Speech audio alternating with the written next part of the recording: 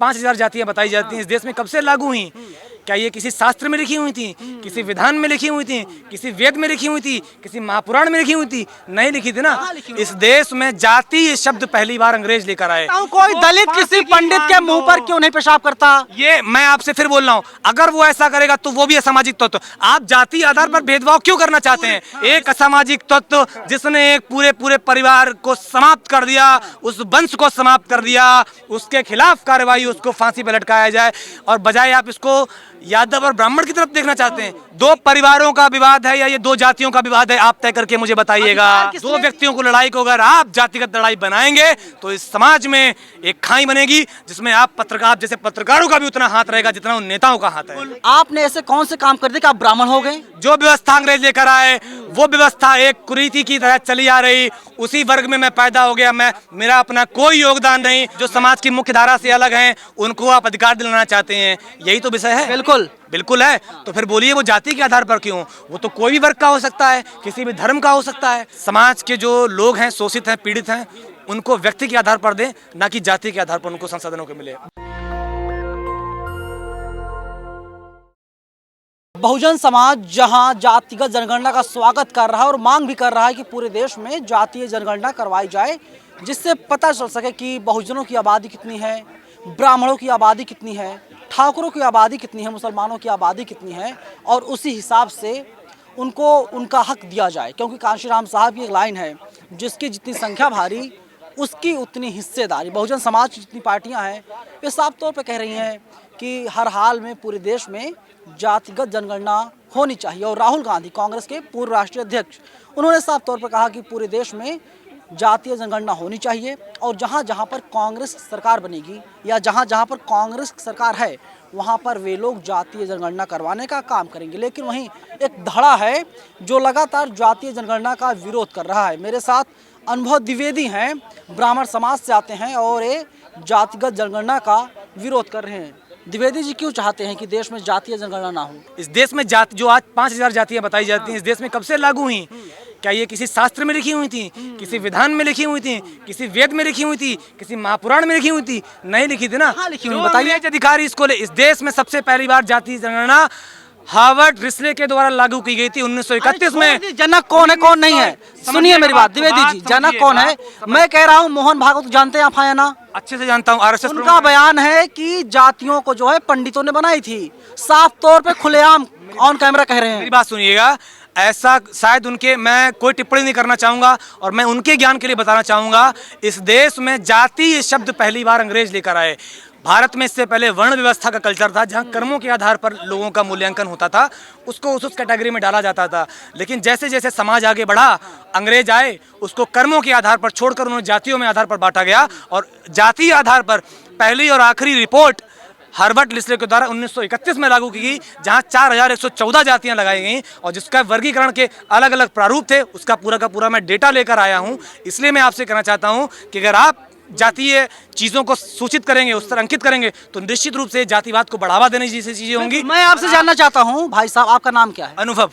पूरा नाम क्या है? अनुभव द्विवेदी। द्विवेदी, आप पंडित हैं, ब्राह्मण हैं? एक मिनट सुनिए, जनरल कैटेगरी से आते हैं। किसी की माँ ने अप्लाई किया था? सब लोग बाय डिफॉल्ट पैदा हुए हैं। मैं भी जिस समाज में पैदा हुआ हूँ, आप भी समाज में पैदा हुए हैं। लेकिन सवाल यह है कि दलितों को अत्याचार किया जाता है। एक ब्राह्मण, आपके ही समुदाय का व्यक्ति, मध्य प्रदेश में एक आदिवासी के सर, आंख, कान, नाक में पेशाब करता है, अधिकार किसने दिया उसको? ये किसी ने अधिकार नहीं दिया। उसी कानून के अधिकार और उसी कानून के दंड विधान के तहत, उसी प्रक्रिया के तहत न्यायपालिका ने उसको तत्काल पकड़ के पुलिस थाने में डालकर उसको जेल में डाला गया। आप इसको भी तो देखिएगा, वो एक असामाजिक तत्व है। और इस तरह का असामाजिक तत्व चाहे किसी धर्म विशेष से आता हो, किसी जाति से आता हो, कहता हूँ कोई दलित किसी पंडित के मुंह पर क्यों नहीं पेशाब करता? ये मैं आपसे फिर बोल रहा हूँ, अगर वो ऐसा करेगा तो वो भी असामाजिक तत्व। आप जाति आधार पर भेदभाव क्यों करना चाहते हैं? विषय पर रहिएगा। अगर व्यक्ति है तो उस पर कानून की प्रक्रिया, उसके लिए विधान है, उसके लिए संविधान है, न्यायपालिका है। अगर उसने पेशाब की, वो ब्राह्मण ने अगर उसके ऊपर पेशाब की, वो बच नहीं गया ना। कानून ने उसको अपने पंजे में लिया ना, जकड़ लिया ना, उसका गर्दन, उसको जेल में डाल दिया। उस पर कार्रवाई चल रही है ना दंड विधान के तहत। तो आप ये भी तो दिखाइएगा ना। भाई बड़े लच्छेदार बातें कर रहे हैं। आपको पता होगा देवरिया कांड? अच्छे से पता है। पता है ना? पूरा पता है। तो उसमें क्या हो रहा है? उसमें कुछ भी हो रहा हो, उसमें क्या रहा है? उसमें दूबे परिवार को कौन बचा रहा है? कोई बचाने वाली बात नहीं है। दुबे परिवार पूरा नष्ट हो चुका है, पूरा खत्म हो चुका है। आप फिर उसको जातिगत चीजों से देख रहे हैं। आप ये देखिएगा, हत्या किसने की, हत्या किसने किया पहले? आप प्रेम यादव को अपने घर पर किसने बुलाया था? उस जांच को पढ़िएगा। ऐसी कोई रिकॉर्डिंग नहीं है, ऐसी कोई कॉल डिटेल नहीं है। अपडेटेड न्यूज मैं आपको कल की देना चाहता हूं। फिर से कहना चाहता हूं, इतना बड़ा चैनल नेशनल दस्तक के माध्यम से मैं कहना चाहता हूं, ऐसी कोई भी कॉल डिटेल नहीं पाई गई। सत्य प्रकाश दुबे की सुनिए, मैं आपको अरे सुनिए मेरी बात, मैं आपको सुन तो लो भाई, सुन लीजिए। वो एक क्रूर, एक असामाजिक तत्व जिसने एक पूरे परिवार को समाप्त कर दिया, उस वंश को समाप्त कर दिया, उसके खिलाफ कार्रवाई, उसको फांसी पर लटकाया जाए। और बजाय आप इसको यादव और ब्राह्मण की तरफ देखना चाहते हैं, जो कि गलत है। और आप जैसे पत्रकार अगर इस तरह से निष्पक्ष राजनीति, निष्पक्ष पत्रकारिता नहीं करेंगे। कौन है ये, कौन है ये, कौन है? सुनिए सुनिए, ये कह रही है महिला, सत्य प्रकाश दुबे की बेटी है कि मेरे भाई ने प्रेम यादव की हत्या की थी। आप कैसे कह सकते हैं कि हमारे देश में जात व्यवस्था नहीं, वर्ण व्यवस्था नहीं है? मैं आपसे फिर बोलना चाह रहा हूँ, यहाँ वर्ण व्यवस्था की कैसे बात आ गई? एक दुबे परिवार ने यादव की हत्या की, यादव ने उस पूरे परिवार का नरसंहार कर दिया। ये दो परिवारों का विवाद है, ये दो जातियों का विवाद है। किसने की हत्या, पहले किसने की? बात को नहीं समझ पाए। ये दो परिवारों का विवाद है या ये दो जातियों का विवाद है? आप तय करके मुझे बताइएगा। किसने दिया सत्य प्रकाश दुबे की? आप सुन तो लो भाई, मारेंगे, मैं आपके मारूंगा, तो ये दो जातियों की लड़ाई है या दो व्यक्तियों की लड़ाई है? तय करिएगा। इसलिए कहते हैं निष्पक्ष पत्रकार बनना जरूरी है।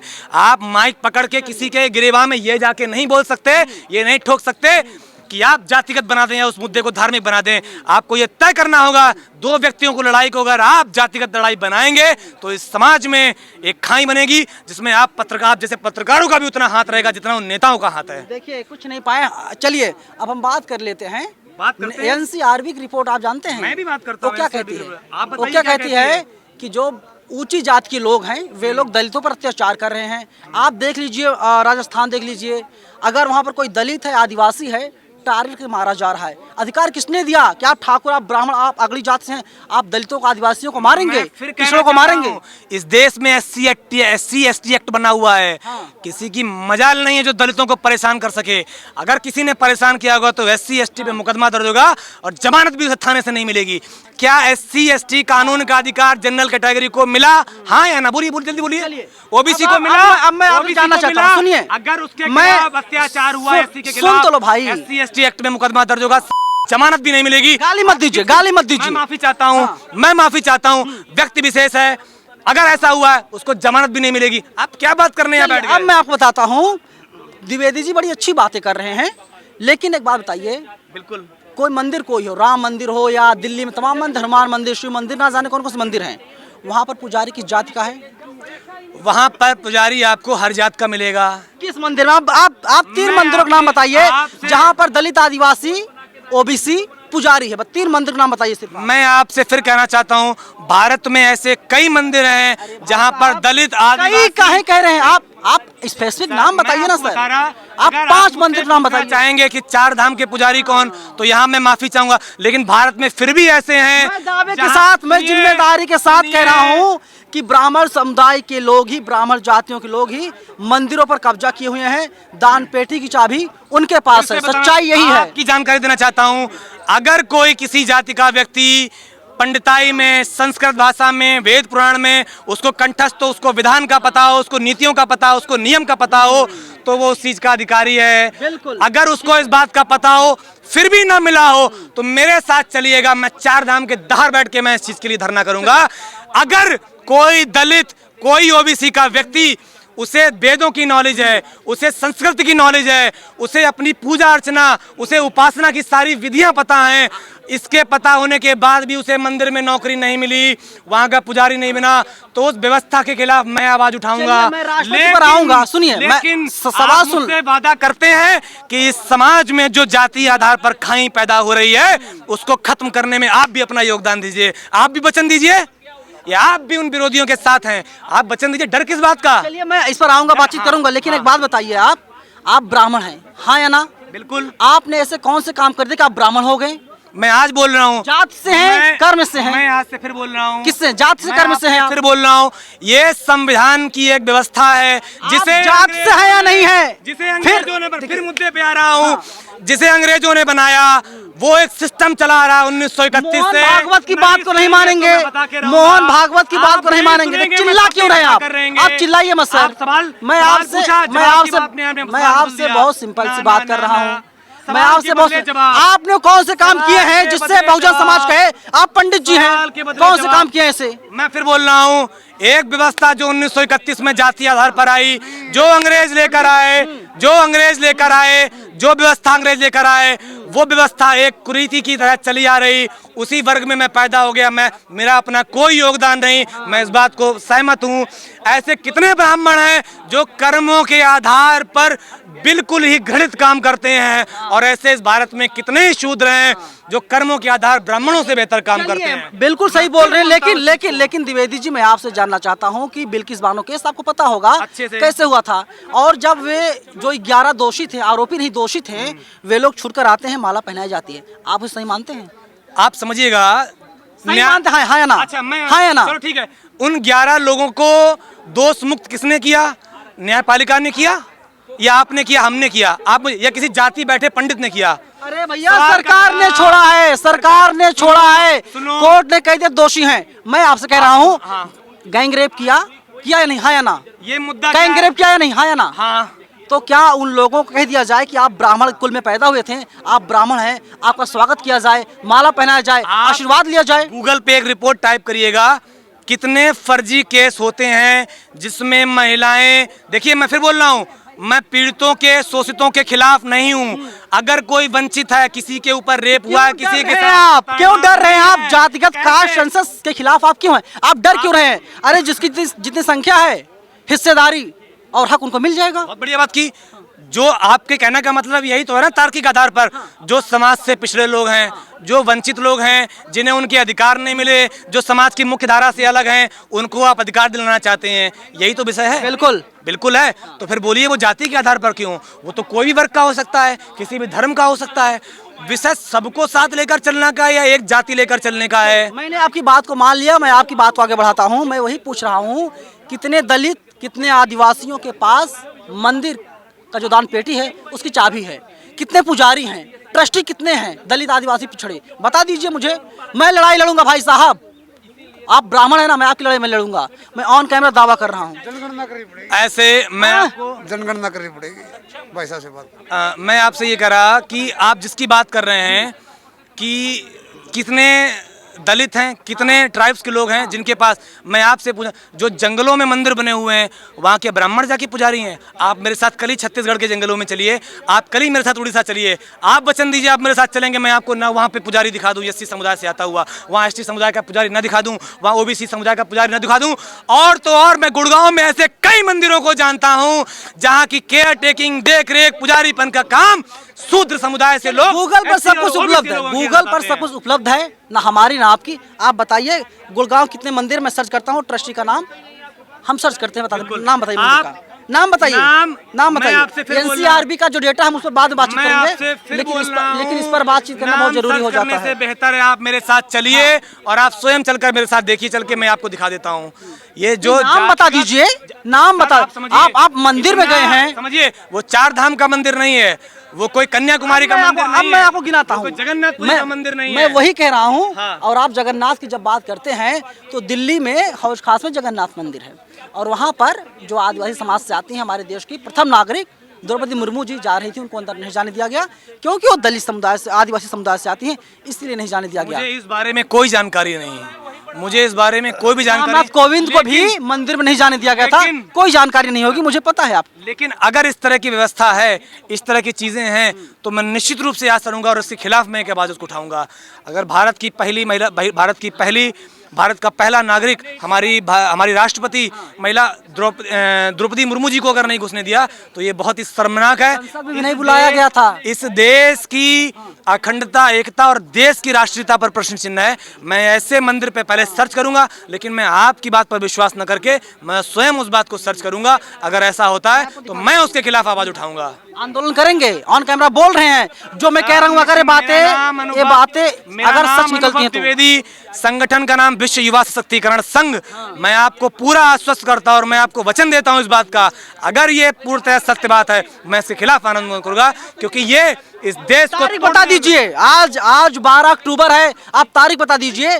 2 मिनट लगता है, गूगल सर्च कर सकते हैं, मेरा फोन है, आप सर्च कर लीजिए और आप बता दीजिए आंदोलन कब करेंगे। गूगल नहीं, मैं एक रिपोर्ट पर नहीं जाऊंगा, वहाँ कितनी गलत रिपोर्टें हों, कई सारी मीडिया रिपोर्ट्स भी गलत होती, कई आंकड़े गलत जारी हो जाते हैं। मैं इसको अपने स्तर से देखता हूँ और आप मुझे कुछ समय दीजिए और मैं निश्चित रूप से आपको तय करके बताऊंगा। और मैं वचन आपको देता हूं कि मैं आपको स्वतः बुलाऊंगा कि आइएगा भैया, चलिए, मैं उसके खिलाफ प्रदर्शन करता हूं। आपका इतना बड़ा चैनल है और मुझे उम्मीद करता हूं कि राष्ट्र को बचाने की कड़ी में, भाईचारे को बचाने की कड़ी में, जातिवाद को खत्म करने की कड़ी में आप हमारे साथ जरूर आएंगे। उस पर आप सर्च कीजिएगा, रिसर्च कीजिएगा। एक बात बताइए, जो नया लोकतंत्र का मंदिर बना है, नया संसद भवन, उद्घाटन किसने किया? मैं आपसे पूछना चाहता हूं, किसने किया? उसका नाम बता दीजिए। माननीय प्रधानमंत्री मोदी जी ने किया।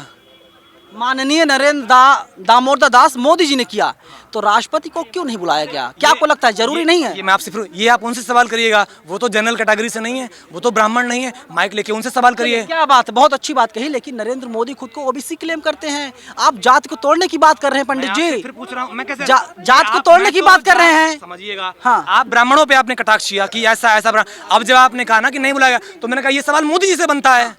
ये सवाल जात तोड़ने की बात करते हैं, नहीं हाँ या ना? तो जोड़ने की बात कर रहा हूं मैं, तोड़ने की तो बात, मैं तो सिर्फ अमीर गरीब के फासले को कम अमीर गरीब जो फासला है, जो कोई दलित है, कोई आदिवासी, कोई पिछड़ा, कोई पंडित है, रोटी बेटी का संबंध हो, आप यही कह रहे हैं ना?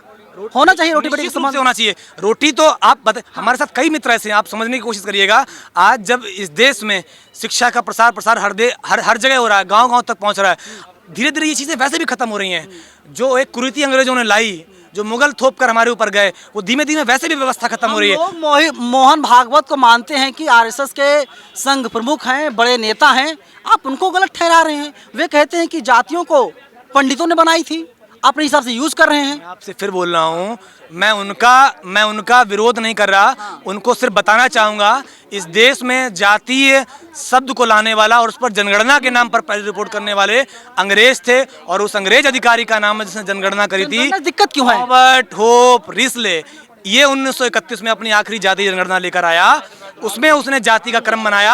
और अगर आप मुझे समय देंगे तो मैं आपको दिखा सकता हूं, उसने जाति के लिए जो पैमाने बनाए वो इस तरह से बनाए थे, किसी की लंबाई कम तो वो इस जाति का, किसी का माथा चौड़ा तो वो इस जाति का, किसी की ठोड़ी लंबी तो वो इस जाति की, किसी की नाक लंबी तो इस जाति की, किसी का रंग गोरा तो इस जाति का, जिसको पूरे विश्व ने नकार दिया। तो जाति सिस्टम इस भारत में ऐसे बांटा गया और उसने 4114 जातियां इस तरह से बनाई, जो कि पूर्णतः हम उस चीज को खारिज करते हैं और संपूर्ण विश्व ने उस मांग को पंडित जी, द्विवेदी जी, आप ये मानते हैं कि पंडित जी ने बोल के अनुभव कहिए मुझे अच्छा लगेगा। द्विवेदी अनुभव भाई, एक बात बताइए कि जैसे सारी चीजें रिन्यूअल होती हैं, 2 साल 4 साल सरकारें बदलती रहती है, रिन्यूअल होता रहता है, जनता चुनती है, क्या आपको लगता है कि जातियों का रिन्यूअल होना चाहिए कि अगर कोई दलित है वो IAS IPS बन गया, उसको पंडित बना दिया जाए, ब्राह्मण बना दिया जाए, कोई ब्राह्मण है रेप कर रहा है जैसे बिल्किस बानो दोषी, उनको कुछ और बना दिया जाए? पत्रकार महोदय, बहुत अच्छा सवाल आपने किया, जो बहुत महीन बात आपने कही है। जो व्यक्ति समाज से पिछड़े हुए व्यक्ति हैं, शोषित व्यक्ति हैं, समाज की मुख्य धारा से अलग हैं,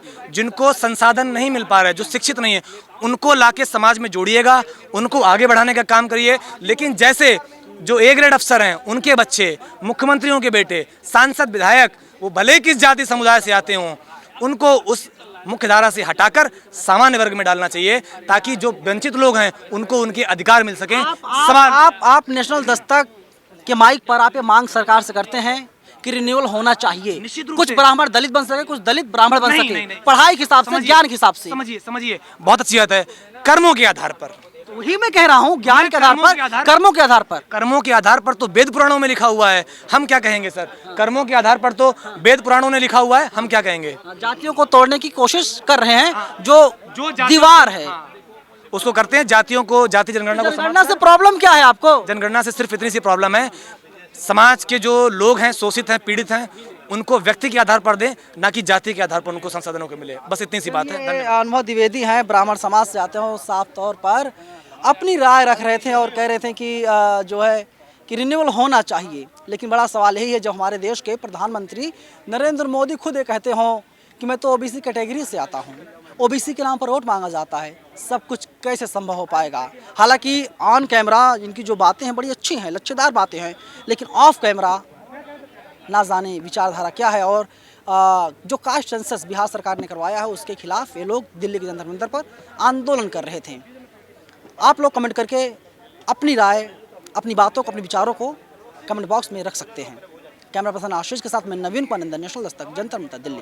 नेशनल दस्तक की आपसे गुजारिश है कि अगर इसको बचाना चाहते हैं तो नेशनल दस्तक को सब्सक्राइब करने के लिए रेड कलर के सब्सक्राइब बटन को दबाएं, फिर बेल आइकन की घंटी दबाएं। नेशनल दस्तक को बचाने के लिए बहुत जरूरी है कि हर खबर को शेयर करें, लाइक करें, कमेंट जरूर करें।